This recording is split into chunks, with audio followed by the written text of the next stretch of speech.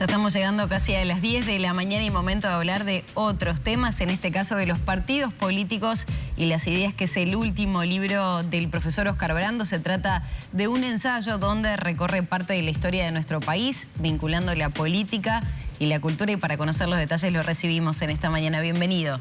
Muchas gracias. Bueno, ¿por qué el enfoque? ¿Cuál era el interés? Hay una pregunta disparadora, tal vez, que surge promediando el siglo XVIII hasta prácticamente mediados del siglo XX. Sí, promediando el siglo XVIII te diría que no, porque a mitad del siglo XVIII no teníamos literatura y no teníamos partidos. Hacia finales del siglo XVIII, entonces, bueno, ahí asoman algunas cosas. Yo te diría más en el ámbito específico de mi conocimiento, que es la literatura, y con respecto a la política, por supuesto. Estamos todavía en el periodo colonial, fines del siglo XVIII, pero bueno, ahí depende de las posturas. Si uno siguiera a Pibel Devoto, los partidos políticos se remontan, yo qué sé, hasta las tribus que se beneficiaban del territorio de la banda oriental. Pero en realidad tenemos que corrernos ya hacia el siglo XIX para ver las dos entidades que conviven, literatura y política, y la posibilidad de establecer puentes o relaciones entre ambas. ¿Y esos puentes, sí, cómo son? ¿La literatura moldea a los partidos que toman esos insumos para ir generando sus cuerpos ideológicos y sus bases, digamos, intelectuales, o viceversa? Y bueno, pensemos que para dar una respuesta ecléctica es una forma y otra. Si uno se aplicara, pusiera la lupa sobre el asunto, vería, por citar una fecha, 1830, bueno, ya se empieza a aplicar la primera Constitución y la República, el Estado Oriental del Uruguay, se llama en ese momento, no se llama República, se va configurando. Y a esa altura te diría, bueno, los partidos políticos como tales no existen. Incluso la idea de partidos políticos no está demasiado bien vista entre los hombres que van configurando la República de 1830.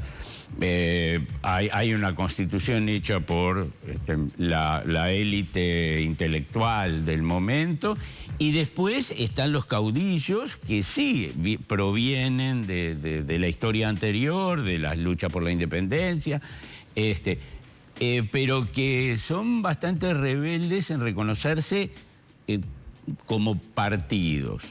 Son facciones, son bandos, que a medida que pasen los años, no muchos, pero bueno, necesitarán algunas instancias, y sobre todo, y lamentablemente, instancias bélicas. Va a ser, bueno, la famosa batalla de Carpintería, que enfrente por primera vez se dice blancos y colorados, y después sobre todo la Guerra Grande, que es una guerra regional entre, bueno, 1839, 1851, y en particular ese periodo dentro de la Guerra Grande, que es el sitio grande entre 1843 y el 51, que definan algunas características de los partidos, que según algunos historiadores, bueno, son fortuitas. A los colorados les tocó estar dentro de las murallas de Montevideo, y entonces crearon una cultura más cosmopolita, porque dependían del puerto por donde entraban las cosas, no del otro lado, que la muralla los separaba. Y los blancos se quedaron en el Cerrito, configuraron un gobierno importante en el Cerrito, hicieron cosas que quedaron para la historia del país, pero parecería que ligados, por un lado, a la figura de Oribe, y por otro lado, a la tradición hispánica y a una cosa más conservadora. Y si usted tuviera que mencionar, que lo hace en el libro, ¿no? ¿Qué autores o obras literarias apuntalan o se vinculan con ambas divisas, la blanca y la colorada? ¿Quién podría, digamos, vincularlo de un lado y del otro? Sí. Digo, ahí puedo seguir respondiendo sobre el punto de partida.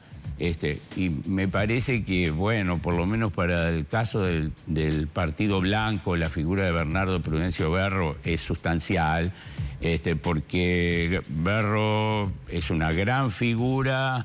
En principio, yo qué sé, en 1832 escribe el más importante de los poemas neoclásicos. Habría que explicar, bueno, ahora no me quiero poner en profe, pero explicar qué es el neoclasicismo y por qué el poema neoclásico. Pero él escribe el más importante de los poemas neoclásicos de la literatura uruguaya, en 1832. De todas maneras, ya participa de la escena pública y en el momento del enfrentamiento de la Guerra Grande, Berro va a tener ya una visión del país que define el carácter del Partido Blanco y lo que luego va a ser el Partido Nacional a partir de 1872. Las figuras coloradas que provienen de la literatura, bueno, ahí yo qué sé, yo dudaría, puede ser esa figura tan extraordinaria en muchos sentidos que es Melchor Pacheco Lloves, que también transita, viene de antes, es uno de los personajes de Bernabé, la novela de Tomás de Matos. Personaje precioso, en un momento precioso de la novela, y cuando llega al sitio grande, va a tener una misión impresionante, que es ir a Francia en 1849 a solicitarle a los franceses la ayuda para terminar esa guerra. Y se trae un libro que le escribe Alejandro Dumas en 1850, que era, bueno, era una estrella de la literatura francesa, que es Montevideo, una nueva Troya, que es un panfleto en defensa del gobierno de la... Bah, en fin. Eso podría ser una respuesta y después si me preguntas de vuelta te doy otra. Profesor, ¿cómo surge esta incertidumbre o por lo menos estas dudas respecto al vínculo? Ideas, cultura con los partidos políticos y también la... porque ahí ya y también la pregunta de si se pudieron ir respondiendo y si se encontró de las dos partes, ¿no? Sin adelantar mucho más de lo que contiene el libro. Si seguimos en el siglo XIX, es como un vicio y además me parece que era la parte, o fue la parte que me quedó más atinada, más prolija, más... yo te diría que ahí la división es imposible de hacer, porque los mismos hombres que hacían política escribían, o los mismos hombres que escribían hacían política. Eso...